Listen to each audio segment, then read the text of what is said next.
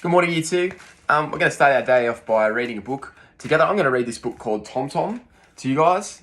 This book's about a little boy growing up in an Aboriginal community. And I thought it'd be a good book to read today as we're looking at making connections when we're reading. Because when I read it, I could really think back to growing up in here in the Sutherland Shire, and I could make a connection that my life looked really different and growing up looked really different than Tom Tom's. So we're going to have a look at it and see if you can make any connections, whether they're text to text or text to self or text to world connections. I also really like the illustrations in this book. They're awesome. So hopefully you enjoy it as well. So it's called Tom Tom.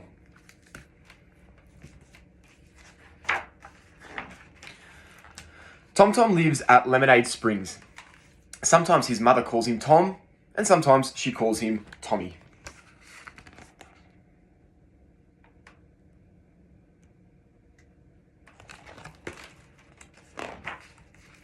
But his 2 sisters and 3 brothers call him Tom Tom. His 4 brother cousins and 6 sister cousins, both his grandmothers and grandfathers, his other 2 mothers and 4 fathers, his 3 aunts and 5 uncles, his 22 cousins, and all his other relatives call him Tom Tom too.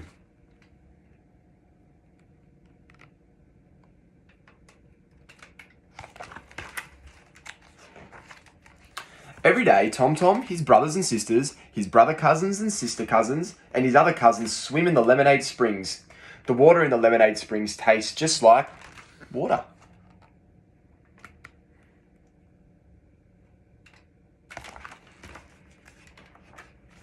The children love to swing on an old rope tied to the branch of a paperbark tree.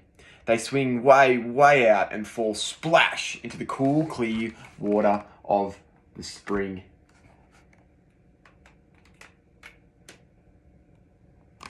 Looks like fun.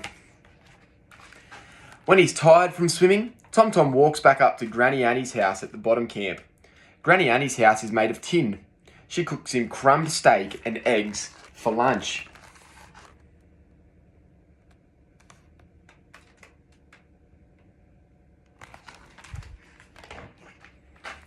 At night time, he gets a lift with Uncle Harry up to Granny May's house at the top camp. Granny May's house is made of brick. She cooks him fried damper and makes him a pannikin of tea for his supper.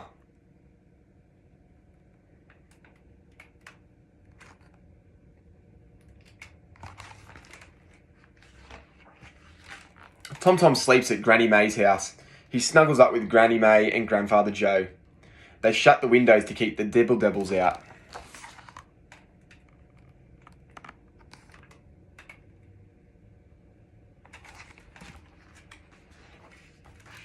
When he wakes up, Tom Tom gets ready for preschool. He washes in the big laundry tub and runs to get some clean clothes hanging on the fence. His teacher, Miss Jess, drives around in a little white bus. She picks him up at the top camp and drives down to the bottom.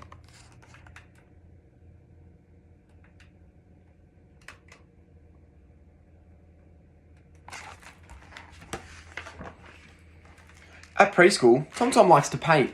He paints a picture of the red-tailed black cockatoo, Kutek. The black cockatoos watch him from high up in the stringy bark tree.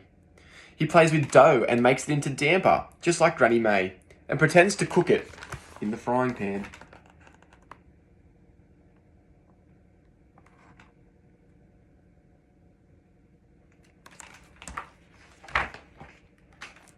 Tom Tom always plays in the Aboriginal cubby house made out of sticks and paper bark.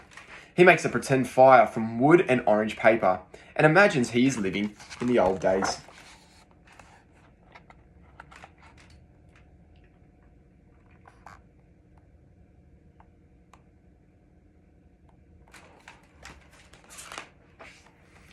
When preschool is finished, Tom Tom asks Miss Jess to drop him at Granny Annie's camp.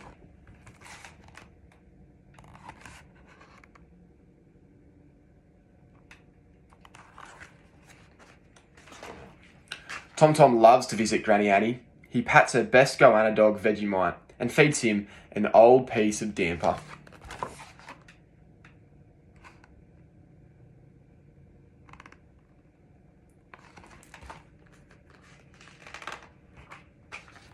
After a while, Tom Tom and all the kids head for the Lemonade Springs.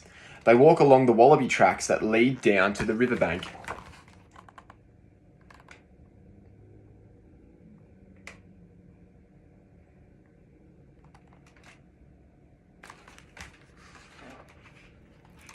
Through the long grass, over the big rocks, across the gully, down the sandbank and into the water. The day is hot, but the water is cold.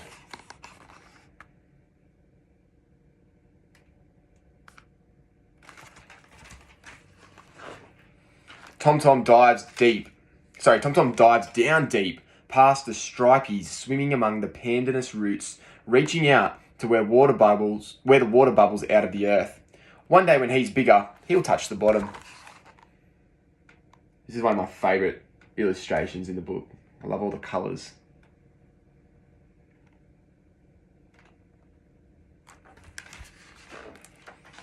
But now he swims back to the top and splashes in the sunlight with the other kids. And there's a map of Lemonade Springs.